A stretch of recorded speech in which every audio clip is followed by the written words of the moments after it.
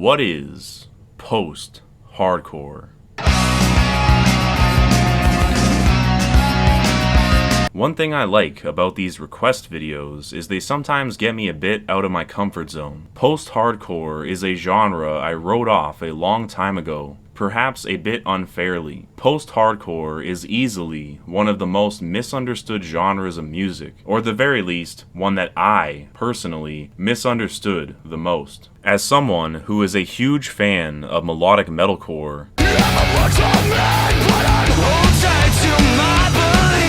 I was always a bit irked that these two styles were lumped together under the generic metalcore label, and I always used to think of post-hardcore as the inferior version of melodic metalcore. It just doesn't scratch the same itch for me. However, I've come to see that post-hardcore actually embodies a wide array of sounds and eras. So let's explore the history of post-hardcore and see if I was a bit too hasty to write off the entire genre. Post-hardcore actually originates in the 1980s with bands like Husker Du and Naked Raygun.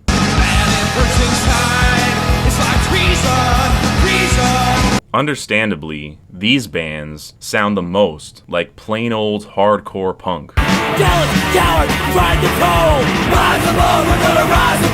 However, they are much more experimental and feature softer moments. I'd like to say it, but I'm never talking to you again. One common feature of all the post genres, whether it be post-punk, post-metal, or even post-grunge, is the range of volume. Post-genres will go from near-silent ambient moments to ear-splittingly loud.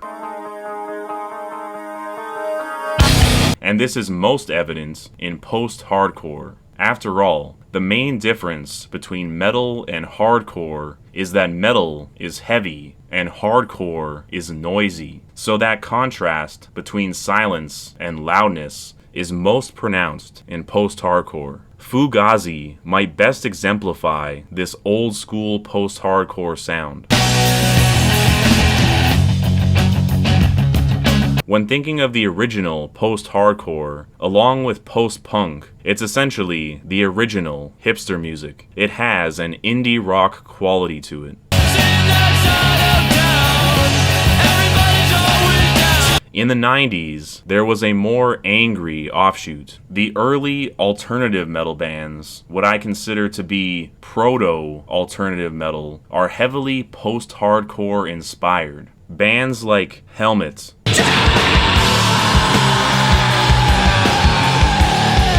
Filter, and even Prong fall into this category. To face the whole world. This style might seem closer to grunge or groove metal at first glance. But the post-hardcore influence is pretty evident on closer examination.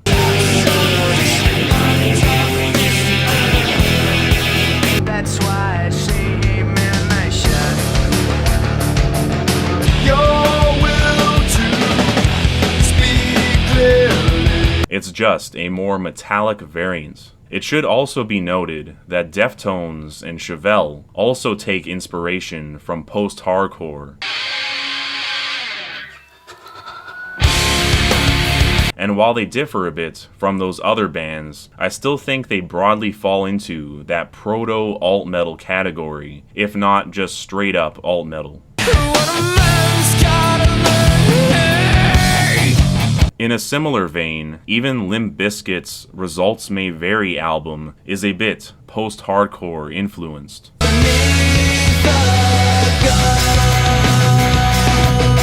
And speaking of alt metal, I think it could be argued that System of a Down went a bit post-hardcore on Hypnotize and Mesmerize, if not even Steal This Album.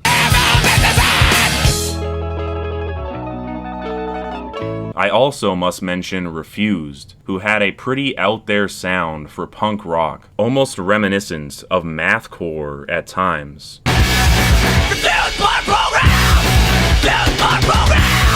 And mathcore itself is pretty adjacent to post-hardcore. Botch and Converge are definitely worth a mention.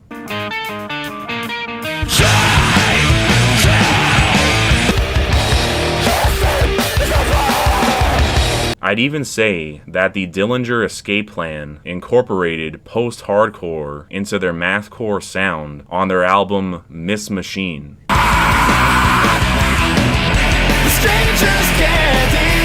And the band Norma Jean also blends both mathcore and post-hardcore.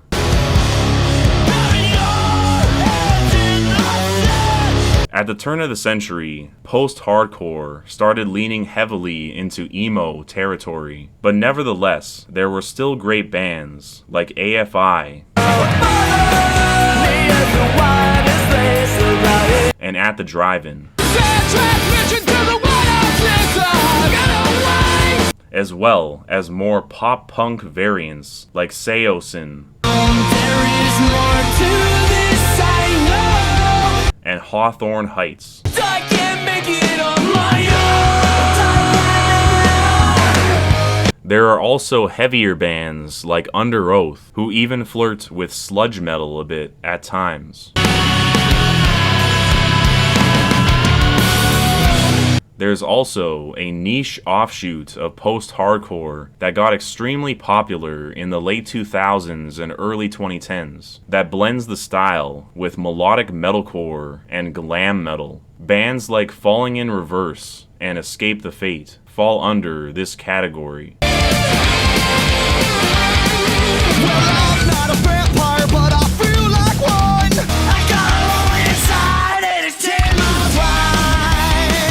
I avoided this stuff in high school due to the Scene Girl Association.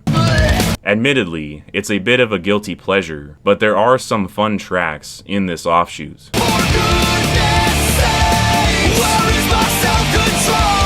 I suppose that Black Veil Brides falls into this box too, but they definitely lean more towards melodic metalcore than the other two.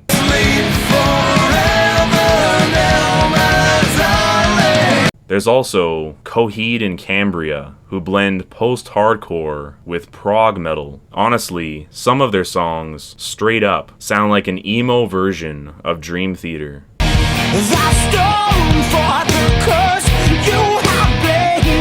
And speaking of emo, I suppose that I should address that. I'm not 100% sure on the distinction between these styles, but from my understanding, emo is an offshoot of post-hardcore. So all emo is post-hardcore, but not all post-hardcore is emo, if that makes sense. Still, I'm not sure if that's a super airtight definition, as some bands that get the emo label, like All American Rejects, don't really sound hardcore inspired at all, and just sound like straight up pop punk. So, I don't know. Personally, I have always just thought of emo as being a more edgy variant of pop punk, but I could be wrong, and I won't even attempt to touch on the Midwest emo rabbit hole in this video. A lot of these bands I mention here, I've just formerly thought of as emo, but the post-hardcore label does make sense for some of them. As a general rule, if the band is too heavy to be pop punk,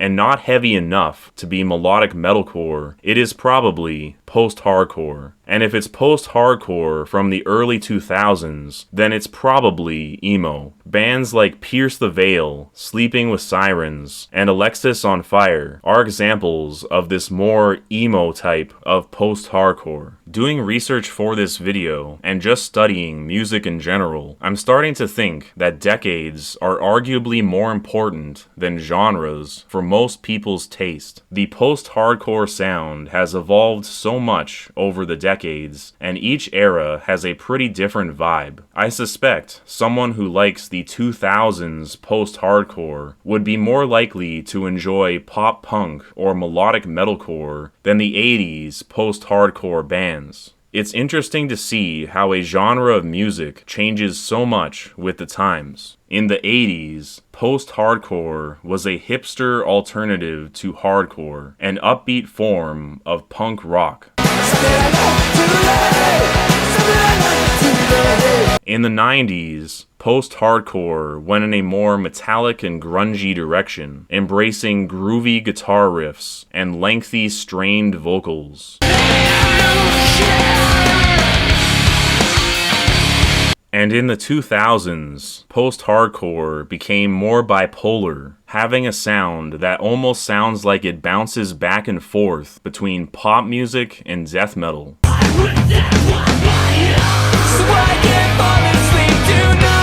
Hence, why it is often confused with melodic metalcore.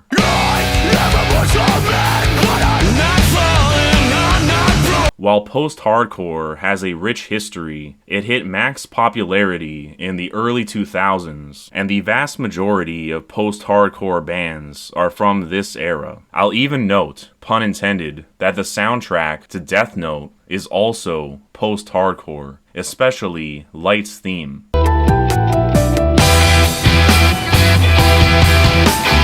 And I imagine that the genre is prominent in other anime as well, especially theme songs. In the 2010s, post-hardcore embraced more electronic influences, most notably with the offshoot Electronicore, with bands like Asking Alexandria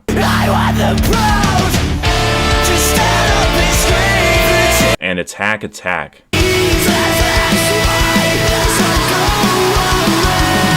Who blend post-hardcore and melodic metalcore with, well, electronic elements. This style is also jokingly referred to as crabcore due to the infamous and legendary meme that Attack Attack spawned. These crabcore bands typically have auto-tuned vocals and a more pop-inspired sound. Similarly, despite being on the more metal side of things, Djent-core bands like Periphery and Born of Osiris also feature ambient electronic moments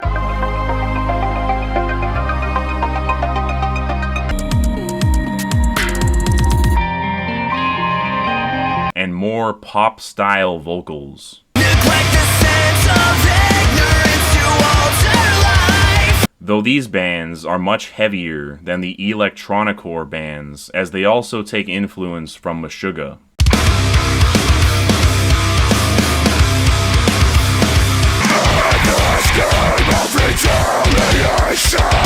Then there's Bring Me the Horizon and Bad Omens, who were jokingly referred to as octane-core, named after the Sirius XM radio station, which used to play mostly alt-metal type stuff, but nowadays plays almost exclusively the pop-inspired type of post-hardcore, hence the name. So basically, post-hardcore went in a softer pop direction in the 2010s, and this is still lingering into the 2020s somewhat. So what is the state of post-hardcore now? I'd say that perhaps something like Turnstile is indicative of the present and things to come. In a strange way, it has sort of come full circle, dropping the more metallic or metalcore influences and almost sounding closer to the 80s post-hardcore like Fugazi. However, it's a lot less rough around the edges than the 80s post-hardcore. It's much more clean and smooth. Turnstile is truly post-hardcore in the sense that it's not even hardcore anymore. At least, not in the way that people tend to think of it. But at the same time, it is. I don't know. I guess we've reached post-hardcore. Turnstile sounds absolutely nothing like what came before it, yet it still feels like a natural evolution. So there's a history and an overview of post-hardcore from an outsider who barely knew anything about post-hardcore going into this. I will say I've noticed a lot of stuff I already listened to is somewhat post-hardcore influenced. I just never thought about it in that way before. If I had to explore what post-hardcore means as a genre, I'd contrast it with regular hardcore punk. Hardcore is about rebellion and sticking it to authority. Often, it is very political. Post-hardcore, not so much. While hardcore is quite literal, post-hardcore is much more abstract in its rebellion. Post-hardcore may deal with relationship issues or personal struggles, but rarely is the genre overtly political, whereas a regular hardcore punk track might have an anti-police message. For example, a post-hardcore track may criticize society in a less direct way, and most of the post-hardcore after 2000 strayed away from politics altogether. Overall, post-hardcore ventures away from the stereotypical in-your-face punk rocker attitude of petty crime, dirty clothing, and a middle finger to authority figures, and is much more introspective and apolitical. Post-hardcore is more about internal conflict rather than external conflict. Our acculturation continues. Something